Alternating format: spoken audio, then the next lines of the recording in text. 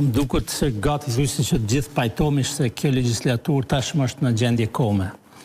Unë nuk kam dëshirë që të përdori figuracione të religioneve shumë, sidomos jo të kësaj që lidhet me 40 ditëshin, por se është në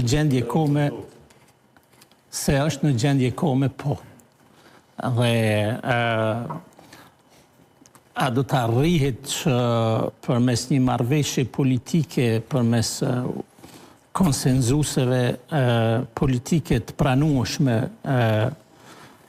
të rinjallet, kam dilemat mëdha dhe që është e vërteta shumë pak e besoj.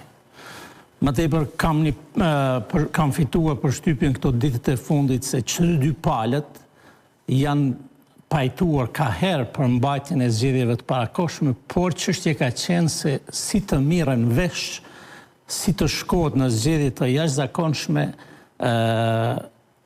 pa përplasje të mëdha, me qëllim që pas zgjedhjeve të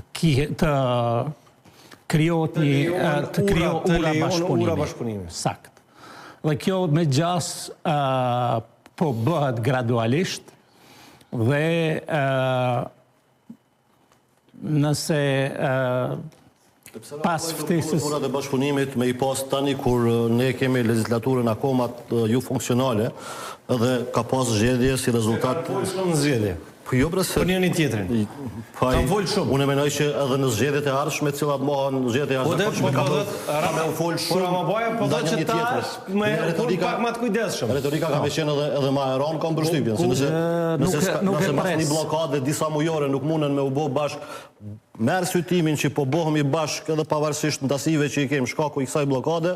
Mendoj që rezultati i zgjedhjeve të ardhshme të jashtëzakonshme ka qenë edhe më i rëndë. Nuk e pres që do të jetë vokabulari para zgjedhor, sikur i zgjedhjeve këtyre që i lan pas, edhe për një arsye. Ne pam edhe në të dhënat e anketës që na u prezantuan javën e kaluar, ne do të kemi 3 formacione politike në parlamentin e ardhshëm, që do të thotë do t'i kemi 2 bloqe politike. Dhe kjo si pas gjitha gjasave. Sondazhi ka moshën e gabimit 3 plus 3 minusa. 2.5 dhe i 3 diçka. Kush? Sondazhi. Moshën e gabimit, sa ka? 3. Sepse 3 pikë. Ramabaja po supozon që AK-ja nuk e kalon provë. Jo, është në margjin gabimit.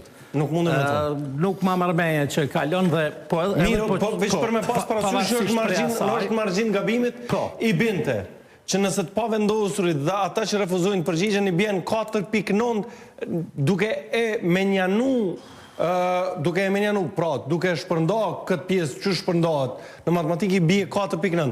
Ende është në margjin të gabimit dhe i bie që mund të ketë vota më shumë se me nismë bashkë. Edhe në bazë shkencës së sondazheve, partitë e vogla, mundësia gabimit ose masha gabimit është më e madhe sepse nuk i ka. Pavarësisht, unë kam një bindje që po shko drejt krijimit këtyre 2 bloqeve, sepse nuk do të ketë më kuptim që të ketë formacione politike të ashtu quajtura djathta, po që në fakt nuk dallojnë me programe asgjë.